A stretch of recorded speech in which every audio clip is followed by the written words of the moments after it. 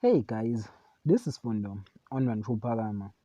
Tonight on Imbewu. Nomusa is left trashed once Tusheleni is hatched with her business skills.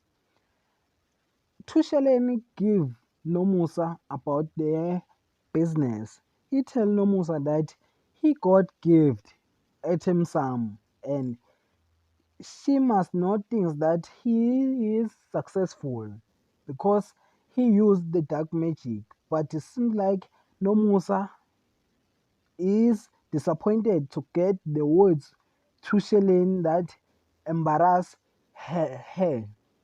While a menacing Maharaji corners Nokzola, and they seem like they have fight with Maharaji with weights, and they have dispute.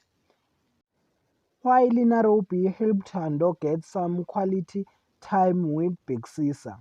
And it seems like Big Sisa is confused about two ladies, Mbali and Tando. That is for tonight. Thanks for watching. Don't forget to like and comment and subscribe. Therefore, thanks.